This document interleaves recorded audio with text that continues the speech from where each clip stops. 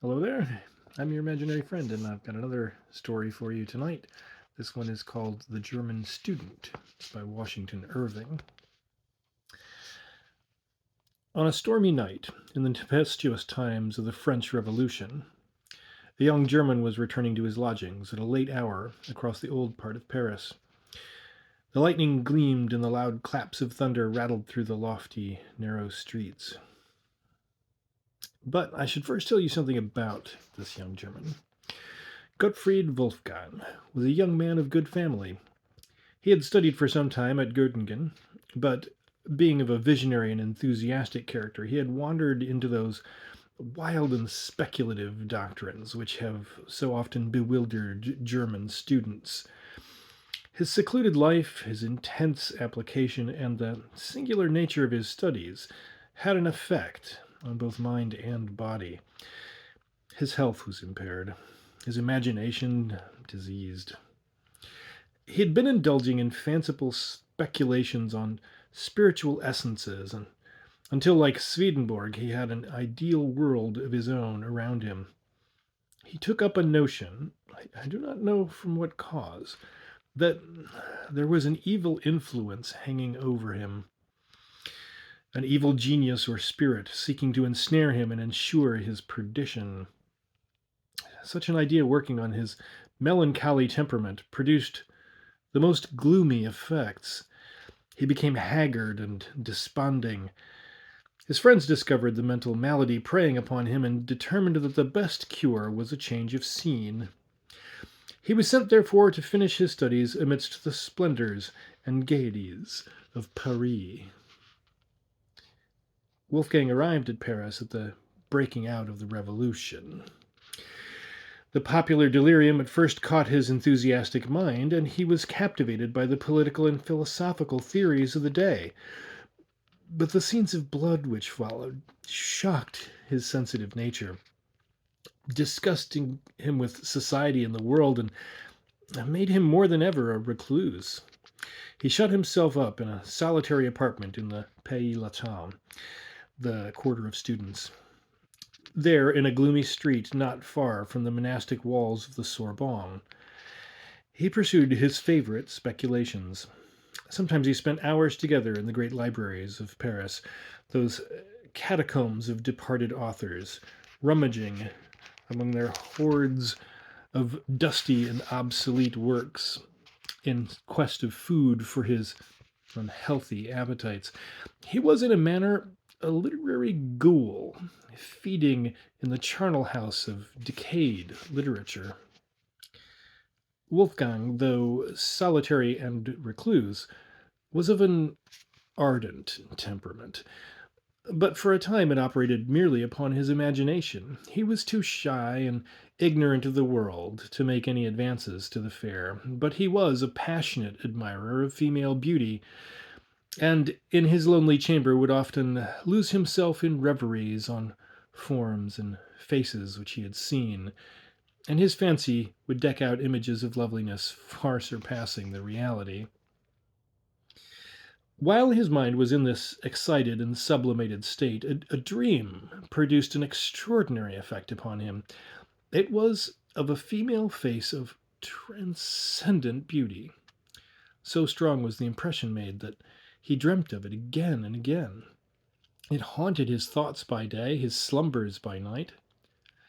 In fine, he became passionately enamored of this shadow of a dream. This lasted so long that it became one of those fixed ideas which haunt the minds of melancholy men, and are at times mistaken for madness. Such was Gottfried Wolfgang, and such his situation at the time I mentioned. He was returning home late one stormy night through some of the old and gloomy streets of the Marais, the ancient part of Paris.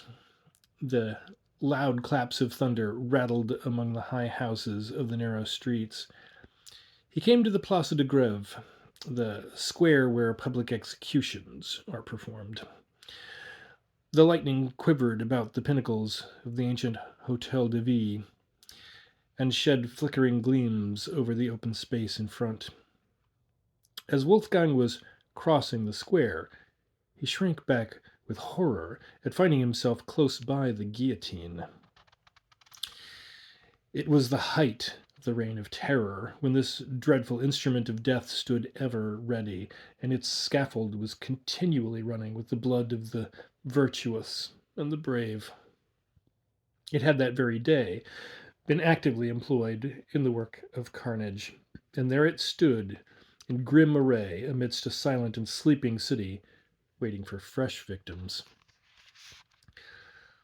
Wolfgang's heart sickened within him, and he was turning shuddering from the horrible engine when he beheld a shadowy form cowering, as it were, at the foot of the steps which led up to the scaffold.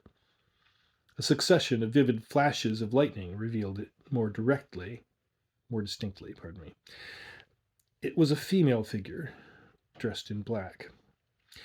She was seated on one of the lower steps of the scaffold, leaning forward, her face hid in her lap, and her long, disheveled tresses hanging to the ground, streaming with the rain which fell in torrents. Wolfgang paused. There was something awful in this solitary monument of woe. The female had the appearance of being above the common order.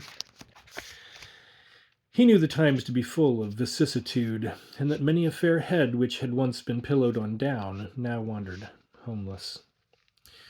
Perhaps this was some poor mourner whom the dreadful axe had rendered desolate, and who sat here heartbroken on the strand of existence, from which all that was dear to her had been launched into eternity. He approached and addressed her in the accents of sympathy.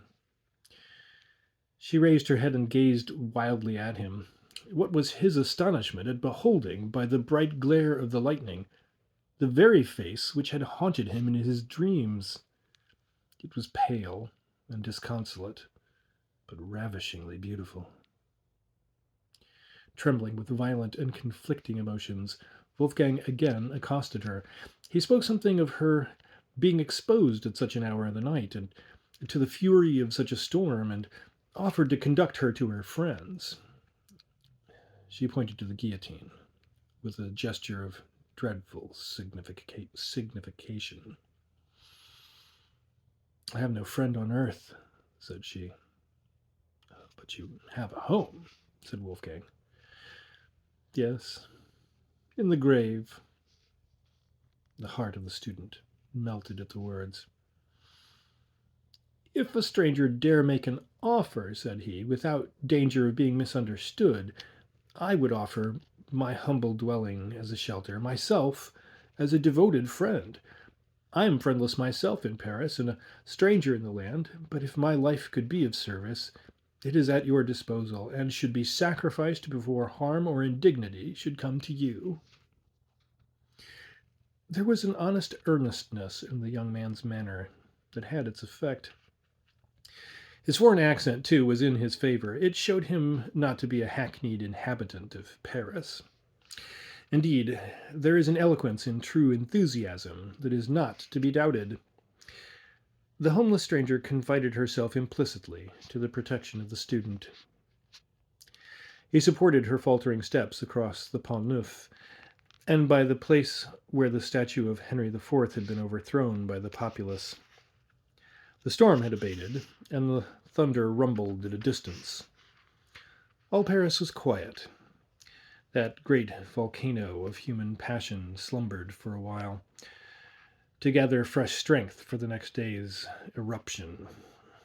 The student conducted his charge through the ancient streets of the Pays Latin, and by the dusky walls of the Sorbonne, to the great dingy hotel which he inhabited. The old portress who admitted them started with surprise at the unusual sight of the melancholy Wolfgang with a female companion. On entering his apartment, the student for the first time blushed at the scantiness and indifference of his dwelling. He had but one chamber, an old-fashioned saloon, heavily carved, and fantastically furnished with the remains of former magnificence, for it was one of those hotels in the quarter of the Luxembourg Palace, which had once belonged to nobility. It was lumbered with books and papers and all the usual apparatus of a student, and his bed stood in a recess at one end. When lights were brought and Wolfgang had a better opportunity of contemplating the stranger, he was more than ever intoxicated by her beauty. Her face was pale, but of a dazzling fairness, set off by a profusion of raven hair that hung clustering about it. Her eyes were large and brilliant, with a singular expression approaching almost to wildness. As far as her black dress permitted her shape to be seen, it was of perfect symmetry. Her whole appearance was highly striking, though she was dressed in the simplest style. The only thing approaching to an ornament which she wore was a broad black band round her neck, clasped by diamonds. The perplexity now commenced with the student how to dispose of the helpless being thus thrown upon his protection. He thought of abandoning his chamber to her and seeking shelter for himself elsewhere. Still, he was so fascinated by her charms. There seemed to be such a spell upon his thoughts and senses that he could not tear himself from her presence. Her manner, too, was singular and unaccountable. She spoke no more of the guillotine. Her grief had abated.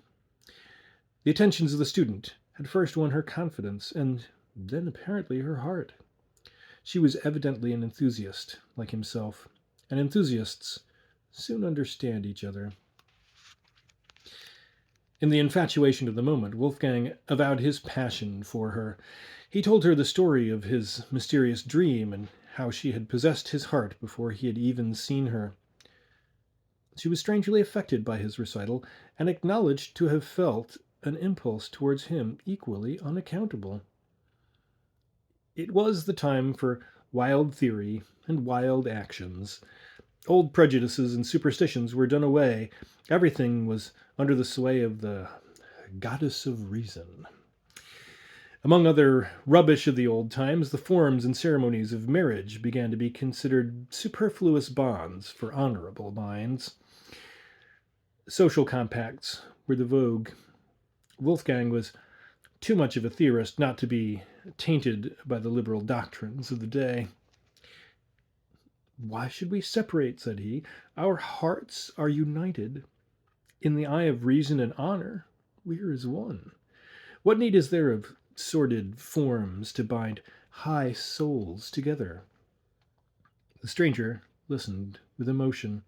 She had evidently received illumination at the same school. "You have no home or family," continued he. "Let me be everything to you, or rather let us be everything to one another. If form is necessary, form shall be observed. There is my hand. I pledge myself to you forever." "Forever," said the stranger solemnly. "Forever," repeated Wolfgang. The stranger clasped the hand extended to her. "Then I am yours," murmured she, and sank upon his bosom. The next morning the student left his bride sleeping, and sallied forth at an early hour to seek more spacious apartments suitable to the change in his situation. When he returned, he found the stranger lying with her head over the bed, and one arm thrown over it. He spoke to her, but received no reply. He advanced to awaken her from her uneasy posture. On taking her hand, it was cold. There was no pulsation. Her face was pallid and ghastly. In a word, she was a corpse. Horrified and frantic, he alarmed the house. A scene of confusion ensued. The police were summoned. As the officer of police entered the room, he started back on beholding the corpse. "Great heaven!" cried he. "How did this woman come here?" Do you know anything about her?"